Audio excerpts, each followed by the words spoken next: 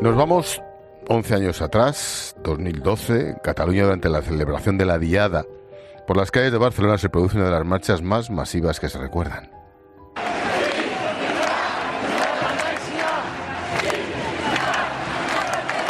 La apuesta soberanista empezó a tener mucha más fuerza y cada vez más nítida para Artur Mas, en aquel momento presidente de la Generalitat de Cataluña. Tras anunciar un proyecto nuevo y después de no llegar a ningún acuerdo en el tema fiscal con Mariano Rajoy, pasaba esto en el Parlamento catalán. La proposta de resolució d'aprovació de la Declaració de Sobirania i del Dret a Decidir del Poble de Catalunya ha quedat aprovada per 85 vots a favor, 41 en contra y 2... Era el 2013 cuando se leía y aprobaba la declaración que establecía el derecho a decidir. Una iniciativa que llegó después de que CiU y Esquerra acordaran una consulta para 2014. El 9 de noviembre de ese año fue la fecha fijada para responder a dos preguntas que se incluían en dicha consulta. ¿Quieres que Cataluña se convierta en un Estado, escrito Estado obviamente en mayúsculas? ¿Sí o no? ¿Quieres que este Estado sea independiente? ¿Sí o no? ¿Sí o no? Un mes antes de aquella celebración se firmaba el decreto de la convocatoria. Al mismo tiempo el Gobierno iniciaba los trámites para recurrir ante el Constitucional esa ley de consultas, el decreto. El Pleno del Tribunal los admitió a trámite y suspendió de forma cautelar y por unanimidad dicha consulta, pero daba igual. Es increíble, de verdad, que en una democracia teóricamente consolidada sea tan difícil poder llegar a que la gente se exprese con normalidad. Y, oigan, yo creo que nos hemos ganado el derecho a un referéndum definitivo, acordado con el Estado, de tal manera que lo podamos hacer como en los países normales y democráticamente civilizados. Así hablaba Artur Mas tras votar en uno de los colegios de la Generalitat donde se celebró la consulta. Según el gobierno catalán, votaron más de 2 millones de ciudadanos, con un resultado del 81% de los votantes apoyando la independencia, claro. Desde la Fiscalía se presentó una querella contra Mas, que convocó elecciones anticipadas en busca de más fuerza. Perdieron aquellos que dijeron que estas elecciones iban a ser un plebiscito. Aquellos que hoy han ganado en escaños, no han ganado en votos, y en consecuencia el plebiscito lo han perdido. Joder, cómo cambia el cuento, ¿eh? En consecuencia. Yo me acuerdo que en aquella época yo me apunté. Había un sistema informático y me apunté para votar. Y mi nombre era Jordi Pujol. Y vivía en la calle Balmes de Barcelona. Y me respondieron con el colegio electoral que me correspondía. Fue acojonante.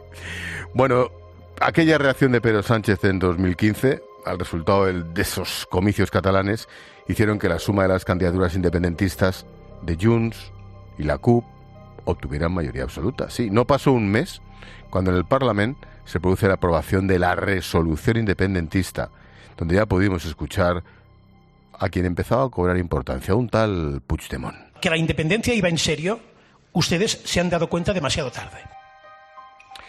Así hablaba en el Parlamento, una resolución, por cierto, que fue suspendida por el Constitucional. El proceso quedaba además paralizado después de que la CUP bloqueara la investidura. Estamos ya en 2016. Sin ningún contenido político, solo quiero agradecer a toda la gente que ha votado la investidura y una vez más al presidente Mas, también a toda la gente que me ha apoyado estos días. Intentaré estar a la altura de las expectativas, de las esperanzas. Muchísimas gracias a todos. Viva Cataluña Libre. Viva Cataluña Libre. Sí, mucho Llura, pero a la primera de cambio te escapaste. Bueno, Puigdemont conseguía ser investido tras la renuncia de Artur Mas. Un año más tarde, el propio Mas quedaba inhabilitado por el Tribunal Superior de Justicia de Cataluña. Al mismo tiempo, en junio de 2017, Puigdemont hizo este anuncio. En el ejercicio del legítimo derecho a la autodeterminación que tiene una nación milenaria como Cataluña, anuncio un referéndum que se celebrará el domingo, día 1 de octubre de este mismo año, con la pregunta: ¿queréis que Cataluña sea un Estado independiente en forma de república? ¿En forma de república? El Constitucional decidió prohibir el referéndum mientras la Fiscalía se querellaba contra Puigdemont y el gobierno catalán. Las calles empezaban a convertirse en un lugar complicado.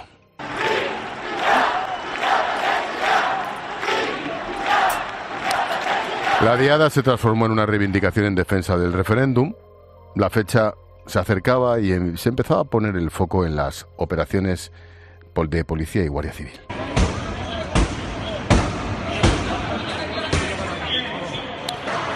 La Guardia Civil detenía a más de una decena de altos cargos de la Generalitat por su vinculación con el referéndum. Uno de los momentos más complicados fue el que se vivió en el exterior de la Consejería de Economía, donde una funcionaria, Montserrat del Toro, tuvo que huir por el tejado, escoltada por la policía, asaltaron coches de la Guardia Civil. Así lo contó. Yo tuve preocupación todo el día y miedo, como cualquier ser humano, tuve a partir de las 9:30 cuando vi lo que había fuera. Vi que no se podía salir por la puerta. Yo no sé si en un principio eso fue una manifestación. Lo que sí es cierto es que a lo largo del día eso se transformó en una concentración y al último del día aquello era un tumulto de gente y entonces era absolutamente imposible salir por la calle. El día 1 de octubre, allí anduvimos nosotros, se produjo, una especie de referéndum.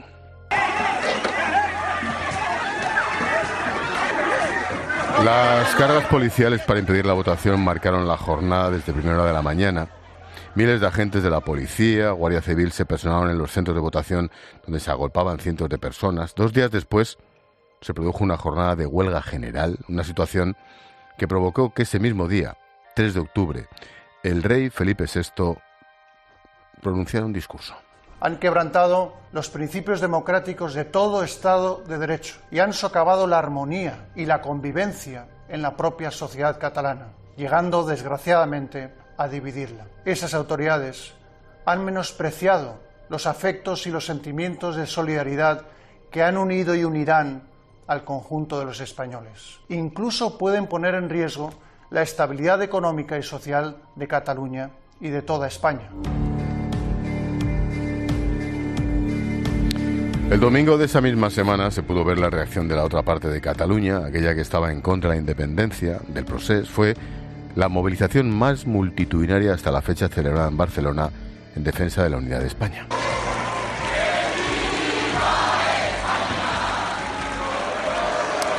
La historia no terminó ahí porque el 10 de octubre todo el país estaba atento a las palabras de Puigdemont en el Parlamento catalán. Arribats en aquest moment històric, Llegados a este momento histórico, tan solo presentarles los resultados del referéndum que indican que el mandato del pueblo de Cataluña se convertirá en un Estado independiente en forma de república. Con la misma solemnidad, el Gobierno y yo proponemos que el Parlamento suspenda los efectos de la declaración de independencia para que en las próximas semanas empecemos un diálogo que nos permita llegar a una solución acordada. Sí, per arribar a una solució acordada.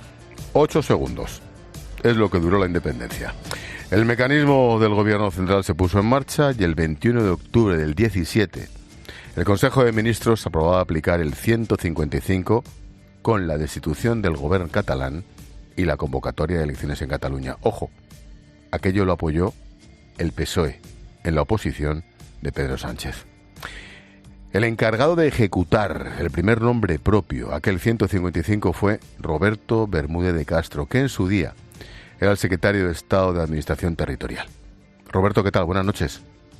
¿Qué tal, Ángel? ¿Cómo estás? Si tuvieras que decir cómo recuerdas aquellos días, ¿cómo lo cuentas en casa? Bueno, pues los primeros días antes de ir a Barcelona, lógicamente, pues la gente que estábamos trabajando. Yo vivía en Zaragoza, iba y venía casi todos los días a Madrid. Y lógicamente había preocupación, había expectación, y no te negaré que incluso había un poco de ansiedad por saber a lo que nos íbamos a encontrar, ¿no? Teníamos la tranquilidad de que teníamos a todo nuestro país detrás, teníamos a los cuerpos y fuerzas del Estado ayudándonos, a la legión de abogados del Estado, de compañeros de gobierno, de muchísimos y muchísimos periodistas que ahora piensan lo contrario, pero entonces nos ayudaban, y que eso nos hizo que esos días fueran un poco más fáciles, ¿no? Pero no te voy a engañar que aquellos días, cuando luego me iba a mi casa y me iba con mi mujer y mis hijas pequeñitas, eran muy pequeñitas entonces, tenían 4 y 2 años, pues había cierta situación de vértigo, ¿no? Y bueno, tengo un recuerdo difuso de aquello, y otro la tensión te hace olvidar lo malo, pero también tengo un recuerdo de que muchísima gente cumplimos con nuestra obligación de españoles y nuestra obligación de mantener el orden constitucional y de mantener la legalidad vigente en Cataluña. Te iba a preguntar en ese sentido, ¿se hizo lo que había que hacer? Bueno, la verdad que nosotros desde el primer día hicimos muchísimas cosas, cerramos muchísimas embajadas, cerramos muchísimos chiringuitos, denunciamos ante el Tribunal de Cuentas la cantidad de dinero que en vez de destinarlo a la educación, a la sanidad, a los servicios públicos, lo destinaban a comprar a gente, a comprar lobbies, a intentar hacer cambiar de opinión a la presidencia Trump, a intentar cambiar de opinión a la Comisión de Venecia, a intentar cambiar de opinión a todos los medios de comunicación más importantes europeos, a muchas cosas. Y, lógicamente, pudimos hacer muchas más cosas, seguramente. Que hicimos muchísimas cosas y cuando nos fuimos de Cataluña el ambiente era mucho más tranquilo cuando llegamos. Seguro. Yo siempre digo lo mismo. Cuando llegamos a Cataluña, a la delegación del gobierno, donde estaba Enric Millo, una persona olvidada y que hizo un gran trabajo, por cierto, había 7 filas concéntricas de vallas. Cuando nos fuimos, no había nada. ¿Qué fue lo más difícil de aquel 155?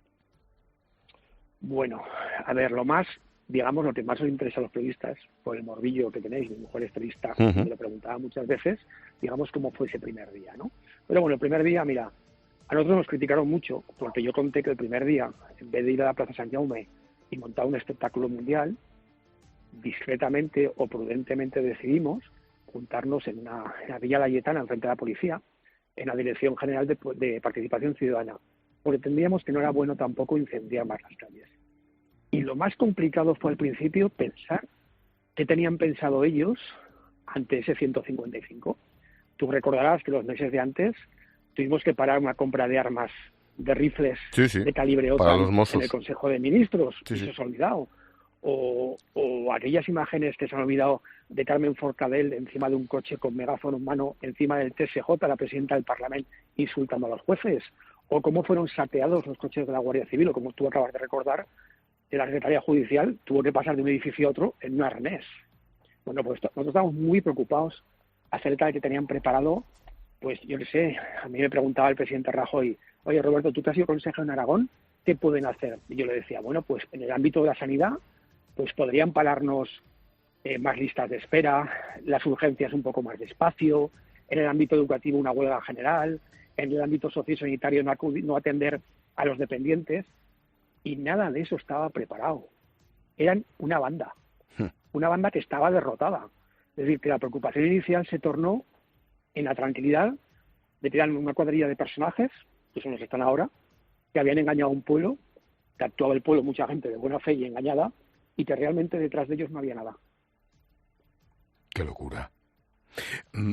Cuando hoy ves la ley de amnistía, cuando dentro de unos días o semanas veamos a Puigdemont paseando por la Gran Vía de Barcelona, por las Ramblas, joder, ¿cómo se te va a quedar el cuerpo? Bueno, pues el día que Puigdemont se pase por las Ramblas o por la Diagonal, y el día que seguro lo reciba Pedro Sánchez de Moncloa, pues será la foto de la infamia y la foto de la indignidad de una persona que es un delincuente y que por conseguir 7 votos gana amnistiado, ¿no? Mira, yo esta semana pasada, yo mantengo muy buena relación con gente tanto de la administración, con gente de la actual Generalitat como con gente del PSOE. Y me decían que esto era por el bien superior. Yo niego la mayor. Esto hubiera sido por el bien superior si estos 7 votos no hubieran sido decisivos para formar un gobierno. Si esto lo llega a hacer Sánchez en un gobierno con mayoría sin que estos 7 votos no hubieran sido decisivos, hubiera sido la misma infamia. La misma. Pero podrían decir que es un bien superior. Estos 7 votos ha sido por mantener el machito 4 años más, o intentar manejar 4 años más, y poner en riesgo tu país, la historia de tu país, el futuro de tu país, el futuro de nuestros hijos, el futuro de cada uno de los habitantes de este país. Porque una persona mantenga su puesto 4 años más, pues es triste. Y la verdad que a mí me va a suponer una profunda desazón, como creo que a todos los españoles de bien, el ver que este personaje, como es Puigdemont, que va a hacer lo mismo, que lo va a repetir, vuelva a Cataluña como un héroe, un tipo que se fue escondido en un maletero, muerto de miedo, y suplicando a sus escoltas que por favor no le dejaran ir a la cárcel. La última. Ahora estás en el gobierno de Aragón. ¿Eres consejero de Hacienda? Sí. Digo con que un gran presidente que se llama Jorge Aspón. Bueno, eso va de suyo, ¿no? Claro, imagínate que dices, bueno, sí, pero a pesar del presidente... No, pero yo he tenido la suerte de trabajar en Aragón con dos grandes personas. Los dos, con Luisa Fernanda Rudi y con Jorge Azcón, y eso es para un currículum de uno, pues es importante. Digo que ¿qué estás viendo desde tu atalaya? Ahora estás en la administración autonómica. Desde esa atalaya, ¿qué estás? ¿Más triste o preocupado? Bueno, pues yo no te voy a engañar que perdóname la expresión, estoy jodido. Estoy mal porque, como te decía antes, que ha habido mucha gente. El otro día una columna brutal de Jorge Bustos que nos nombraba y se llamaba Por los olvidados o los olvidados. Y yo, Ángel, y tú eres amigo de todos ellos. Yo me acuerdo de Diego Pérez de los Cobos. Yo me acuerdo del del fiscal Maza que falleció, del fiscal de la Rosa, de todos ellos secretarios de Estado y subsecretarios que no sabes cómo trabajaron por mantener la legalidad. Me acuerdo de los desvelos del presidente Rajoy, de la vicepresidenta, de la policía. Me acuerdo cuando fui al Piolín y los vi, del CNI, de toda esa gente que trabajó por mantener la unidad de España. Y ahí mantengo tristeza. Y luego, yo estoy muy preocupado por el futuro de nuestro país. Bueno, un país se sustenta en la redistribución de la renta, en que unas regiones con más capacidad pues distribuyan su mayor capacidad a las de menor renta, en la equidad, en la libertad. Y cuando tú te das cuenta que todos los acuerdos que han suscrito con todos es por dinero, y que algunas comunidades, como Aragón, vamos a convertirnos en comunidades de segunda, pues a mí me preocupa mucho qué país vamos a dejar a nuestros hijos, en mi caso a mis hijas. Porque un país deja de ser un país cuando no hay reequilibrio, no hay redistribución, no hay libertad y no hay justicia. Y eso todos lo debemos tener muy claro. Roberto Bermúdez de Castro, si hubiera que personalizar en alguien que se comió aquel marrón junto con alguno que has mencionado, por cierto, tú estuviste allí. Gracias y suerte, consejero de Hacienda. Cuídate. Pero te digo algo, siempre estaremos... Cuando me nombraron consejero, perdón Ángel, mandó un mensaje a Diego Pérez de los Cobos, que me dijo que había mucha gente que habíamos estado allí, que nos merecíamos pues que nos fuera bien la vida, ¿no? Y yo creo que yo me alegro mucho de la gente que estuvo allí, que me alegro de poco a poco la vida le va bien, porque allí muchos nos dejamos la vida, algunos una temporada y otros la vida literalmente. Seguro que sí. Gracias, Roberto, cuídate. Venga, gracias, Ángel. Buenas noches. En efecto, Puigdemont huía a Bélgica, mientras que Junqueras y otros 8 exconsejeros fueron encarcelados por riesgo de fuga y reiteración delictiva. 25 de noviembre de 2017, Puigdemont daba a conocer su nueva candidatura. Así calificaba esta decisión Rajoy. Es absurdo pretender ser presidente de una comunidad viviendo en el extranjero, y mucho más absurdo todavía el pretender ejercer como presidente de una comunidad pues estando en el extranjero. Figúrese usted que yo estuviera ubicado en Lisboa, es decir, creo que es algo que no tiene el más mínimo sentido. Ya no es un problema jurídico ni político, es un problema de sentido común. La llegada de Pedro Sánchez a Moncloa abría un nuevo tiempo en el que el líder socialista trató de rebajar la tensión. Políticos como Junqueras salieron elegidos diputados en las generales obteniendo su acta mientras estaban en prisión. Estamos en el Congreso, estamos bien porque estamos rodeados de amigos, de compañeros, y es un privilegio extraordinario que les explicaba que cuando os veo en grupo, en la tele, que estáis 15 o 28, el orgullo es infinito. El orgullo es infinito. 14 de octubre del 19, el Tribunal Supremo daba a conocer su sentencia de 13 años de cárcel para Junqueras, imponía 9 y 12 a Carme Forcadell, los Jordis, a 5 exconsellers por sedición. Una decisión que provocó grandes protestas en las calles, aquella batalla de Urquinaona. 4 furgones de la Policía Nacional están cargando ahora, están avanzando por la calle, siguen cargando la Policía Nacional, y a su paso los manifestantes empiezan a reorganizarse y lanzando piedras, adoquines. Empujados por la policía que les están sacando fuera de este paseo de San Juan. Si ahora mismo miro hacia arriba veo, puedo contar. Ahí estaban nuestros Adrián Gil y Álvaro García, como siempre. Bueno, de ahí hasta esta ley de amnistía. Se podrá perdonar las condenas de muchos de los protagonistas de los que te he mencionado, incluido esos CDR de Urquinaona. Vamos a descubrir un poco más sobre qué pasó con un libro que me llegó hace unos días, tenía yo ganas de hablar con el autor. Cataluña, la historia que no fue, edita Espasa, y firma Óscar Uceda, presidente de Historiadores de Cataluña. Óscar, historiador, buenas noches. Buenas noches. ¿Cuánto tiempo, Ángel? ¿Verdad? Gracias por atendernos, amigo. Lo primero, ¿la familia todo bien? Todo bien. Venga. Pese a las circunstancias, aquí estamos. Ya. Bueno, pues eso es... Me alegro lo más importante y me alegro que estés con ese tono, Óscar. Nunca se me olvidará, te lo digo por lo personal, aquella mañana cuando nos bajamos del AVE en la estación de Lleida y nos tomamos un cafetito y empezamos a recorrer los colegios electorales. ¿Quién nos iba a decir que unos años después se les iba a amnistiar, verdad? Tremendo y bueno, te puedes imaginar cuál es el ambiente aquí de desazón, de derrota, de abandono, porque al fin y al cabo, bueno, me has preguntado por la familia y es verdad que estamos bien, pero no te puedo negar que hay cierto miedo, incomodidad y inquietud hacia lo que nos puede venir. Sí. Le preguntaba antes a Bermúdez de Castro, ¿qué estás? ¿Más preocupado, triste, apesadumbrado? ¿Cómo definirías tu estado de ánimo? Hay tristeza, hay enfado y sobre todo no hay rendición. No hay que rendirse ahora, hay que continuar. Sí que es muy duro y fue muy duro en el año 17, pero más duro todavía cuando es tu propio presidente del gobierno quien está liderando ahora el procesismo de fondo, porque y todo por un interés puntual y un interés personal de continuar siendo presidente del gobierno. Y ves que aquellos que en principio tú creías que eran tus compañeros de lucha, aquí en la trinchera de Cataluña, pues que con toda la tranquilidad del mundo, pues la han abandonado y se ha ido a la trinchera de enfrente, como es el PSC, ¿no? Que pensábamos que los habíamos atraído hacia nuestra causa y se ve que no. Óscar, tengo tu libro en mi mano. Dices, Cataluña, la historia que no fue. Hemos oído a Puigdemont hablar de una nación milenaria. ¿Qué hubo más en todos estos tiempos? ¿Mentiras, ficciones, manipulaciones u ocultaciones de la verdad? Pues un poquito de todo, y con eso han construido un relato diseñado para hacer ver a los catalanes que no eran españoles, que como decía Josep Pla, el catalán es un español 100%, al que le han dicho ahora que tiene que ser otra cosa. Pues con eso se utiliza la historia, por eso se manipula la historia, sobre todo a partir del nacimiento del independentismo catalán después de la Guerra de Cuba. Y lo que ha dicho Puigdemont forma parte de este relato que se ha ido construyendo, que viene a explicar eso, de que España y Cataluña son realidades distintas y que encima todo lo malo que le ha pasado a Cataluña es por culpa de los españoles, ¿no?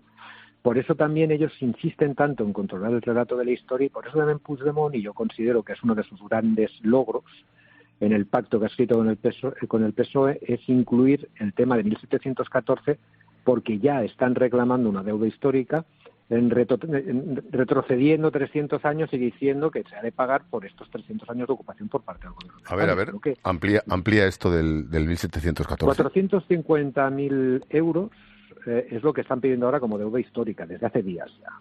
Puigdemont no son los 15.000, estamos hablando de 450.000 millones de euros, perdón.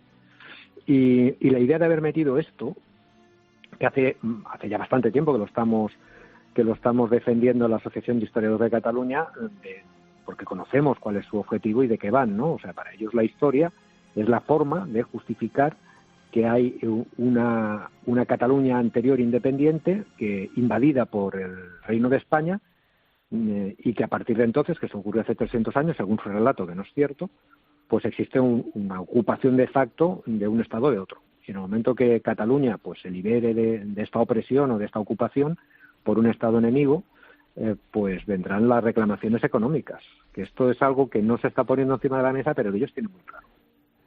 Yo recuerdo durante aquellos días, no recuerdo si me lo decías tú, pero era un sentimiento de muchísima gente, decía, nos habéis abandonado estos años y en las últimas semanas, os habéis olvidado de Cataluña y de que había muchísimos millones de catalanes que no pensaban en el independentismo. ¿Se corre ese riesgo otra vez? Quiero decir, ¿se corre el riesgo cuando venga Puigdemont, cuando se cisquen todos nosotros, de que digamos el resto de los españoles, venga ya? Claro, y es más, tengo muchos amigos en toda España, incluso en Madrid, y cada vez oigo más eso de, mira, que se vayan, estamos hartos de estos catalanes, no podemos soportarlo más, son unos pesados, no hacen más que poner la mano en la caja, que se vayan. Y esto es precisamente lo que quieren, porque en el libro, lo explico, esto forma parte de un programa, de un proyecto, que el programa último que se está poniendo en práctica se viene haciendo desde los años 80 y está publicado desde el año 90, que es el programa 2000 de Jordi Pujol. Y ahora estamos en una fase. Para que la gente lo sepa, tus oyentes, los oyentes de la COPE, el proyecto no es separar Cataluña de España solamente.